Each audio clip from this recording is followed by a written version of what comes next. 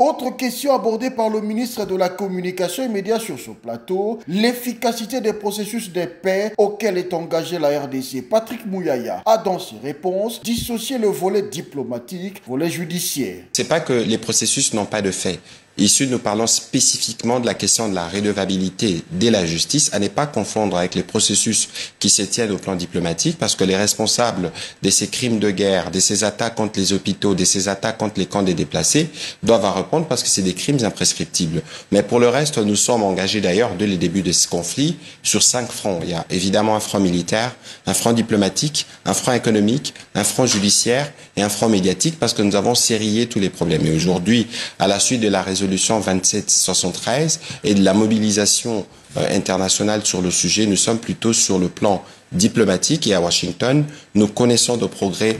Comme à Doha, nous sommes dans les deux processus en phase d'atterrissage, et nous espérons que cela arrive vite, parce qu'il faut vite desserrer les taux et apporter les secours qu'il faut à nos populations qui sont dans des conditions humanitaires très difficiles. Donc, pour ce qui est des engagements pris, entre autres, la neutralisation des FDLR, le retrait des forces et matériels étrangers et tant d'autres, Patrick Mouyaya fait savoir que certaines avancées sont sur le papier. À cela, des conditions strictes doivent être remplies avant toute mise en œuvre concrète.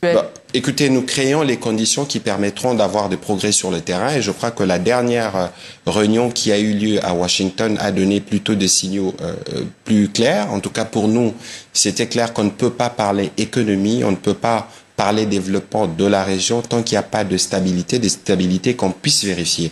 Dans les discussions de la semaine dernière, nous avons pu signer ce qu'on appelle le cadre d'intégration économique régionale, plutôt paraphé, en attendant les signatures de ministres des Affaires étrangères et plus tard des chefs d'État, pour que, et là, on a rajouté une clause qui est bien claire, qu'on ne pourra procéder à la mise en œuvre de ces cadres que lorsqu'on aura satisfait à l'exigence prévue dans l'accord du 27 juin, à savoir le CNOPS. Donc, ça veut dire d'une part les traitements de la question des FDLR, et d'autre part les retraits des mesures dites de défense du gouvernement rwandais, qui en réalité c'est leurs troupes et les matériels qu'ils ont amenés en République démocratique du Congo. À la question sur le procès de Roger Lumbala, dont Paris a pris les déçus, malgré la demande de son extradition par Kinshasa, Patrick Mouyaya parlait d'un affront tout en laissant sa gestion à son collègue de la justice.